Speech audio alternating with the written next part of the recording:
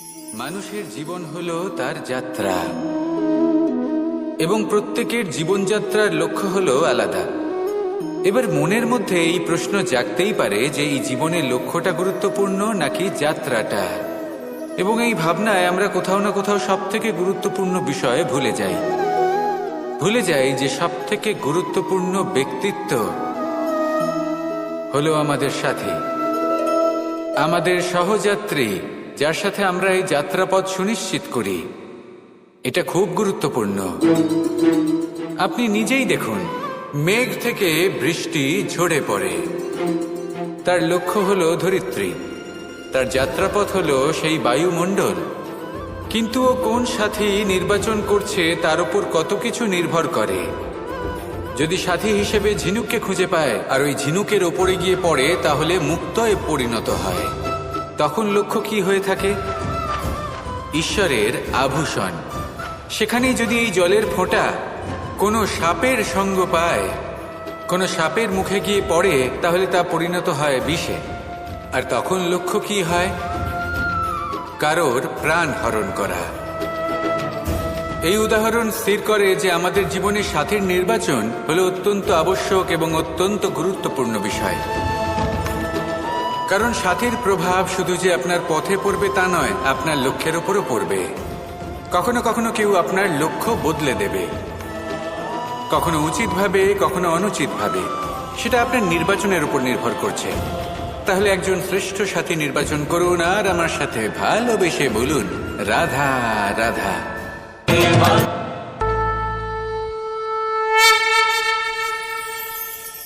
জীবনে দুই ধরনের আবেগ রয়েছে যার কোনো মূল্য নেই। আমার কথার অর্থ এটা নয় যে এদের কোনো গুরুত্ব নেই। গুরুত্ব যথেষ্টই রয়েছে, শুধু এদের জন্য আপনাকে কোনো মূল্য দিতে হয় না। প্রথম আবেগ হলো আনন্দ, প্রসন্নতা। এটা আপনি যে কোনো জায়গায় খুঁজে পেতে পারেন যদি আপনি খুঁজে পেতে চান। আপনি কোনো পুষ্পের সৌন্দর্য দেখে প্রসন্ন হতে পারেন। বায়ুর কারণে যখন একটি বৃক্ষ শিহরিত হয়, সেটা দেখে আপনি প্রসন্ন হতে পারেন। একটা ছোট্ট শিশুর কলরব শুনেও আপনি প্রসন্ন হতে পারেন। একটা ক্রন্দনরত বালককে হাসিয়ে আপনি প্রসন্ন হতে পারেন। সবকিছু আপনার উপর নির্ভরশীল।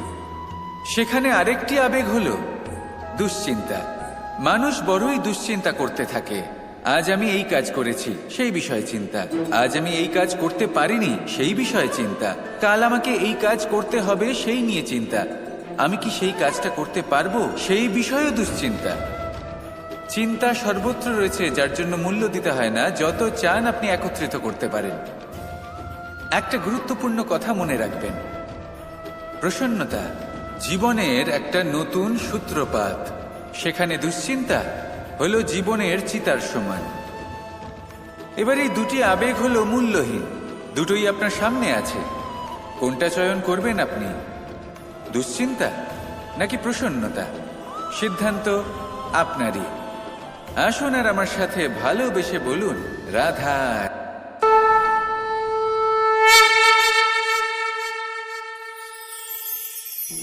সময়, যা সবকিছুকে সমান করে দিতে পারে, যা সব থেকে বেশি শক্তিশালী, সব থেকে বড় সম্পত্তি, সব থেকে বড় শিক্ষক এবং সব থেকে বড় সুযোগ।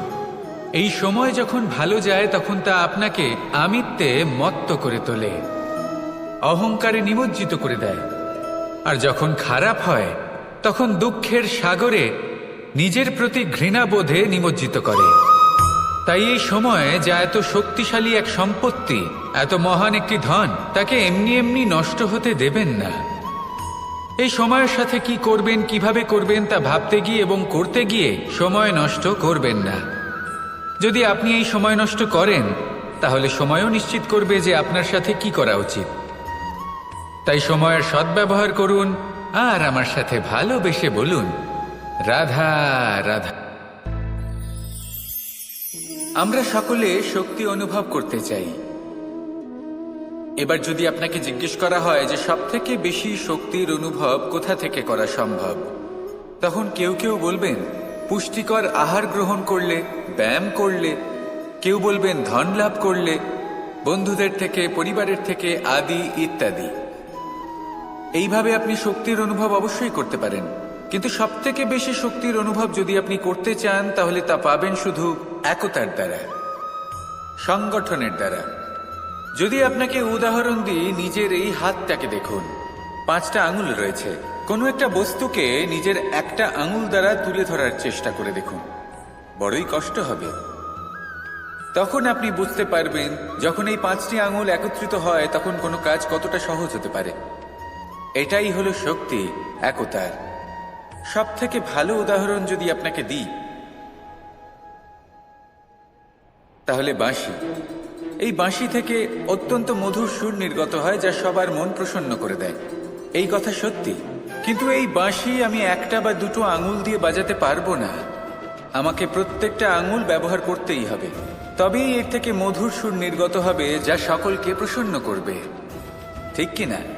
ঠিক এইভাবেই যদি আপনি চান যে আপনার জীবনরূপী বাঁশি থেকেও মধুর সুর নির্গত হোক বা সবার মনকে প্রসন্ন করে তুলুক, তাহলে আপনাকেও জীবনে একতা নিয়ে আসতেই হবে। আপনি একাও কর্ম করতে পারেন, পথ চলতেও পারেন, সামনেও এগোতে পারেন, সাফল্যও লাভ করতে পারেন। কিন্তু যখন সকলে একসাথে এগোবেন, সেই পথে চলবেন, সেই কর্মই করবেন, তখন লক্ষ্যে অবশ্যই পৌঁছবেন, সাফল্য অবশ্যই লাভ করবেন। কিন্তু সেই সাফল্য এবং তার আনন্দর সংমিশ্রণটাই একটু অন্যরকম হবে। তাই জীবনে ঐক্যবদ্ধ হন, একসাথে মিলে এগোতে থাকুন, আর আমার সাথে ভালোবেসে বলুন, রাধা রাধা। জীবনে এমন কিছু কাজ রয়েছে যা আমাদের কখনোই করা উচিত নয়, যেমন আশা করা। যদি আপনি আশা করেন আর আপনার আশা পূর্ণ না হয়, আপনি খুবই কষ্ট পাবেন। এবার আপনি যদি প্রতীক্ষা করেন, করতেই থাকেন, আর সেই ব্যক্তি যদি না আসে তাহলেও খুব কষ্ট পাবেন। আর হলো তুলনা। আপনি যদি তুলনা করতে যান তাহলে এটাই ভাববেন যে হয় আমি বা অন্য কোনো ব্যক্তি, এই দুজনের মধ্যে কোনো এক ব্যক্তি নিকৃষ্ট। আর এই ভাবনাটাই হলো অনুচিত। যদি আমরা কথা বলি সেই সব বিষয়ে যা আমাদের করা উচিত, যেমন পরীক্ষা। এই পরীক্ষা সবসময় আমাদের আরো সফল করে তোলে, আরো শ্রেষ্ঠ করে তোলে, আরো উৎকৃষ্ট করে তোলে। আসন্ন মহাসংগ্রামের জন্য আমাদের প্রস্তুত করে তোলে এই পরীক্ষা। তাই এই পরীক্ষার থেকে কখনোই পালাবেন না, এর সম্মুখীন হন। আর হলো কর্ম। কর্ম করা কখনোই বন্ধ করবেন না। তুলনা করার বদলে কর্ম করুন, প্রতীক্ষা করার বদলে কর্ম করুন, আর আশা করার বদলে কর্মই করুন। জীবন সফল হয়ে যাবে। দেখুন, সবার শেষে সত্যি বলতে এই কর্ম আর এই পরীক্ষা, এই দুই আমাদের জীবনকে সুখী করে তুলতে পারে। আসুন আর আমার সাথে ভালোবেসে বলুন, রাধা রাধা। ধন, সম্পত্তি, এগুলো আসলে কি? এগুলো শুধু সেই মূল্য যার দ্বারা আমরা কোনো কিছু অর্জন করতে পারি। এবার এই ধনের দ্বারা এই সংসারে অনেক কিছু লাভ করা সম্ভব, কিন্তু সেই সব কিছুই শুধুমাত্র ভৌতিক বস্তুই হবে, ভৌতিক সামগ্রী, ভৌতিক সুবিধা। অর্থাৎ আপনার কাছে যতই ধন থাকুক, তা আপনাকে শান্তির ঘুম এনে দিতে পারবে না, আপনাকে জীবনের বাস্তব সুখের অনুভূতি লাভ করাতে পারবে না, কারণ এগুলো ভৌতিক ধন। এ ভৌতিক বস্তুই অর্জন করাতে সক্ষম। বাস্তবিক ধন কি?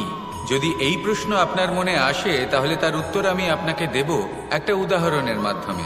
কখনো আপনি শুনে থাকবেন যে একজন পিতা আজীবন অনিষ্ট করেন, অনর্থ করেন, খারাপ কাজ করেন শুধু ধন অর্জনের জন্য। তিনি ভাবেন যে আমি ধন অর্জন করব আর নিজের সন্তানকে একটা উজ্জ্বল ভবিষ্যৎ প্রদান করব, একটা সুখ স্বাচ্ছন্দ্যময় জীবন দান করব। এবার সন্তান যখন জন্ম লাভ করে তখন সে ভাগ্যের জোরে সেই ধন ভোগ করে। যেরকম সে পায় সেরকমই তার ব্যবহার সে করে। কখনো আপনি এটাও দেখে থাকবেন যে সেই সন্তান সমস্ত ধন নষ্ট করে ফেলে, আর সেই পিতা যিনি সমস্ত ধন সঞ্চয় করেছেন, যিনি সেই ধনের প্রভু, আজ সেই ধনের প্রহরী হয়ে রয়েছেন। এবার এরকম কেন হয়? এরকম তখনই হয় যখন সেই পিতা বুঝতেই পারেন না যে তার জীবনের আসল ধন কি। সেই আসল ধন তার সন্তানকে সে দিতেই পারে না।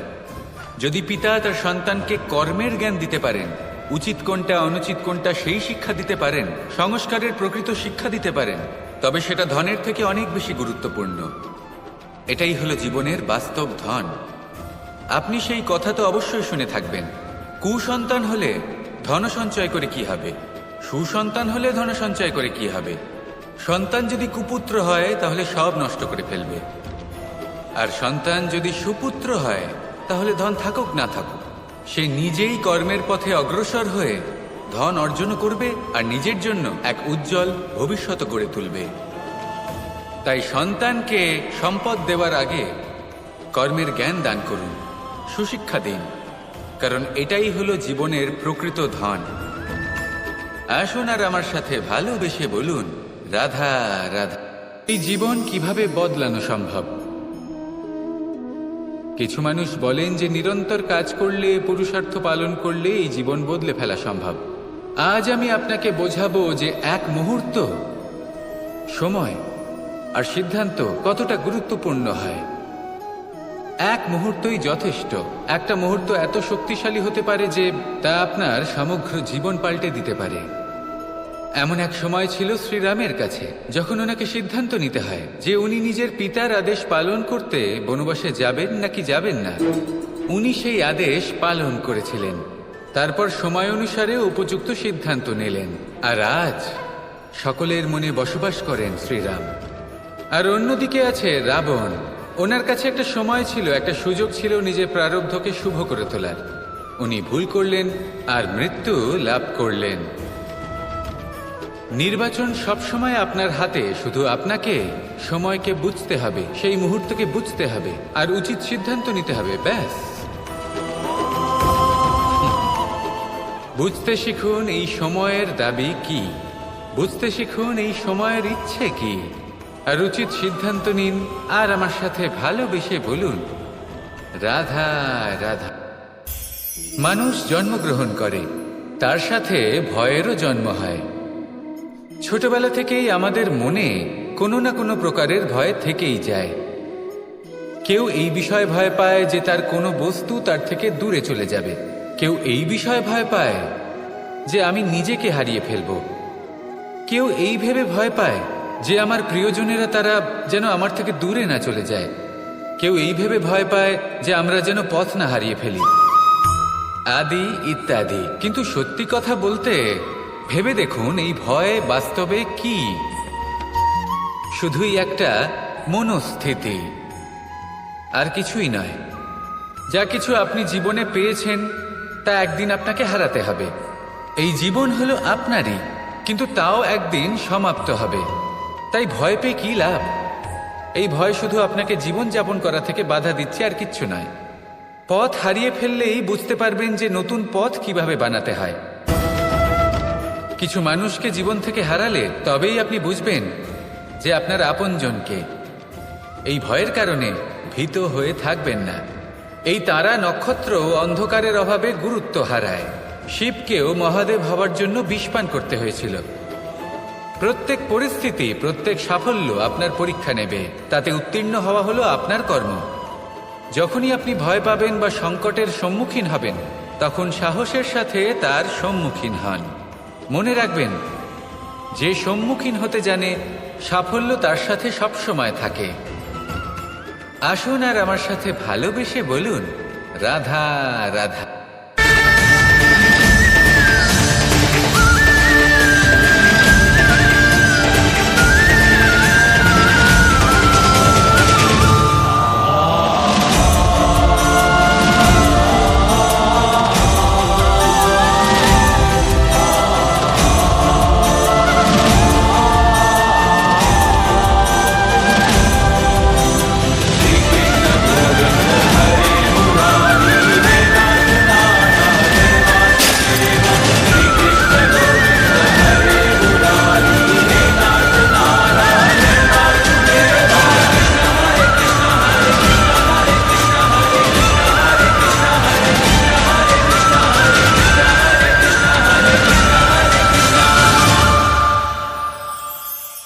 বুদ্ধি আর বিবেকের পার্থক্য কোথায় তা নিয়ে এই সংসার অনেক কিছুই ভাবে। কিছু মানুষ ভাবেন যে এই দুই হলো একই, কিন্তু যদি সত্যি কথা বলি তাহলে এই দুইয়ের মধ্যে একটা অমূল্য পার্থক্য আছে। আর তা হলো এটা যে বুদ্ধির সম্পর্ক হলো মস্তিষ্কের সাথে, আর বিবেকের সম্পর্ক হলো হৃদয়ের সাথে। যে কোনো বুদ্ধিমান মানুষ কি করেন? নিজের মতন করে এই সংসারকে বদলে ফেলতে চেষ্টা করেন। একজন বিবেকশীল মানুষ কি করেন? নিজের অন্তরকে, নিজের মনকে বদলে ফেলতে চেষ্টা করেন। কারণ মানুষের সংসার এই মনের মধ্যেই বসবাস করে। তাই নিজের বুদ্ধির ব্যবহার অবশ্যই করুন, কিন্তু তাতে বিবেকের লাগামটা অবশ্যই শক্ত হাতে ধরবেন। আসুন আমার সাথে ভালোবেসে বলুন, রাধা রাধা। বনস্পতি ফলনের জন্য আমাদের কিসের প্রয়োজন পড়ে? একটু ধরিত্রীর, একটু পরিশ্রমের, আর একটা বীজের। এবার যদি মানুষের কথা বলি, তাহলে এখানে ধরিত্রী হলো মানুষের এই জীবন, যেখানে মানুষ নিজের ইচ্ছের ফল ফুল ফলন করতে চায়। পরিশ্রম হলো আমাদের কর্ম, আর বীজ হলো আমাদের নির্বাচন। আমাদের বেছে নিতে হবে যে আমরা কি বপন করব, আম নাকি ফণি মনসা। এর মধ্যে আমরা কি পেতে চাই? রসালো ফলের ফলন চাই নাকি কাঁটার ফলন চাই, তা আমাদের উপর নির্ভরশীল। কিন্তু একটা কথা ঠিক, লক্ষ্য যেমনই হোক না কেন, জীবন যেমনই হোক না কেন, যদি আপনি লক্ষ্যের দিকে এগোতে থাকেন তাহলে কর্মের সাথে খামখেয়ালি আচরণ করতে পারবেন না। যদি আপনি এমন করেন তাহলে এটা আপনাকে একটা অনুচিত লক্ষ্যে পৌঁছে দেবে, সেটা কিন্তু নিশ্চিত। সবসময় এটা মনে রাখবেন, কর্মের সাথে খামখেয়ালি হবেন অর্থাৎ কর্মফলও আপনার সাথে খামখেয়ালি হবে। তাহলে নিষ্ঠার সাথে কর্ম করতে থাকুন আর নিজের লক্ষ্যকে প্রাপ্ত করুন। আর আমার সাথে ভালোবেসে বলুন, রাধা রাধা। পরিস্থিতি কখনো এটা ভালো থাকে, আবার কখনো মন্দ হয়ে যায়। কখনো এই পরিস্থিতি আমাদের পক্ষে থাকে, আর কখনো এই পরিস্থিতি অনুযায়ী আমাদের চলতে হয়। কোনো বিকল্প থাকে না। কিন্তু যখনই এই পরিস্থিতি খারাপ হয়ে যায় তখন কি করা উচিত সেই প্রশ্ন মনে জেগে ওঠে। পরিস্থিতি যখন প্রতিকূল হয় তখন আমরা কিছু হারালে তা হারিয়ে ফেলি, ঠিক আছে, কিন্তু যা বাকি আছে সেটা আমরা আগলে রাখতে পারি। পরিস্থিতিকে সামলে রাখার চেষ্টা আমরা অবশ্যই করতে পারি, শুধু সেটুকুই আমাদের হাতে রয়েছে। কিন্তু এর থেকেও বড় সমস্যা আছে, অহংকার। কখন প্রবেশ করে আমরা জানতেও পারি না। এই অহংকার আপনাকে বুঝতেও দেবে না যে আপনি সত্যি কিছু হারিয়েছেন। আপনার কিছুই যাবে আসবে না। দেখতে গেলে আকাশের সূর্য নিজের প্রকাশ হারিয়ে ফেলে যখন অন্ধকার ঘনিয়ে আসে। তাহলে আমরা কে হই? ওনার সামনে তো কিছুই নই। এই অহংকার আমাদের দমন করতেই হবে। এটা বিশ্বাস করতে হবে যে এই সমগ্র সৃষ্টিতে আমরা শুধুমাত্র একটা কণা, তার থেকে বেশি আর কিছুই নয়। বিশ্বাস করতে হবে যে আমরা ততটাও বড় নই যে কখনোই কিছুই হারাবো না। এবার যেদিন এই জ্ঞান আপনি আত্মস্থ করে নিজের আচরণ পাল্টাবেন, মনে রাখবেন সেই দিনই অহংকারকে দমন করতে আপনি পথে অগ্রসর হয়ে পড়েছেন। এই অহংকারকে দমন করুন আর আমার সাথে ভালোবেসে বলুন, রাধা রাধা। আমরা চাই বা না চাই, আমরা সবসময় নয় কোনো না কোনো লক্ষ্যের দিকে এগিয়ে চলেছি বা কোনো না কোনো যুদ্ধ করেই চলেছি।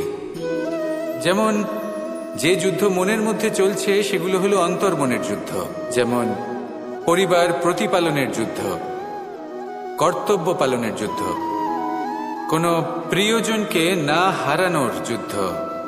এসব যুদ্ধ মনের মধ্যে চলে এবং সেদিক থেকে দেখতে গেলে আমরা হলাম এই সংসারের সব থেকে বড় যোদ্ধা, তাই না? কিন্তু এই সব যুদ্ধে যদি আপনি জয়ী হতে চান তাহলে তিনটি বিষয় আপনাকে মাথায় রাখতে হবে। প্রথম হলো, সেই ব্যক্তি যিনি এই যুদ্ধে পরাজিত হয়েছেন তাকে নিজের থেকে দূরে করে দেবেন না, বরং আপনি তার কাছে যান, তার সাথে কথা বলুন, কথাবার্তা চালান, আলোচনা করুন তার থেকে পরামর্শ নিন এবং বুঝতে চেষ্টা করুন উনি কি ভুল করেছিলেন এবং সেই ভুল নিজের জীবনে করবেন না। দ্বিতীয়, সেই ব্যক্তি যিনি এই যুদ্ধে জয়লাভ করেছেন